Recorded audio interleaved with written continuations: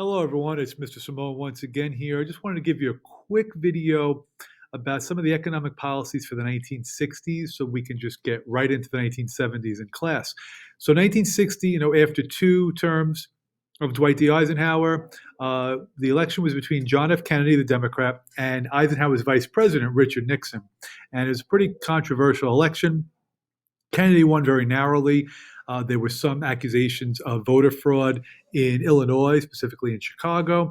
But Kennedy does win. And as you'll probably know, Richard Nixon will come back and win in 1968.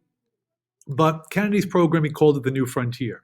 And it was definitely a liberal agenda. He wants more aid for education. He's trying to increase healthcare opportunities. But he didn't really get much of his plans passed through Congress. He struggled tremendously to get, I guess, both sides to work together. One of his achievements was getting more spending for space exploration. He did want to get a man on the moon by the end of the decade, which he did achieve. But sadly and tragically, his life ended after the assassination on November 22nd, 1963. So the president who gets most of the credit for the programs of the 1960s will be his successor, Lyndon B. Johnson. So LBJ finishes that term of Kennedy's, and he calls his program the Great Society.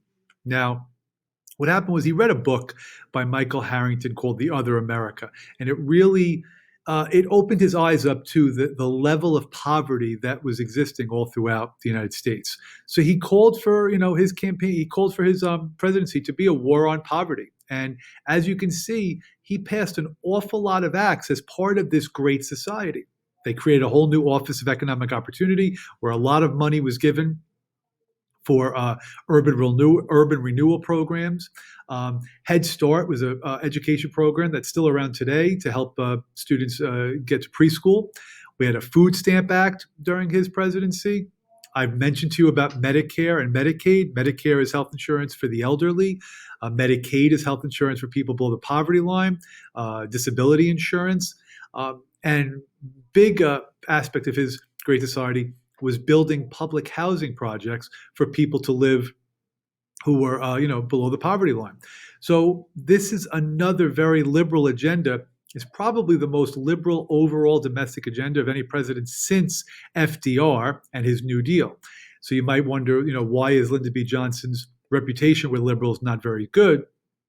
It has to do with his involvement in the Vietnam War, which we will learn about when we get to foreign affairs. So I just wanted to give you a nice little quick overview here so we can go into a little bit more depth in class. For the 1960s, it's generally viewed as a more liberal decade. It starts with Kennedy, but again, Kennedy was assassinated. He really struggled to get a lot of different things planned through Congress. Passed through Congress, rather, but his successor does have quite a positive domestic reputation if you prefer the liberal agenda. And all of these different programs were part of his Great Society initiative. So I told you I'd keep it brief, keep it quick.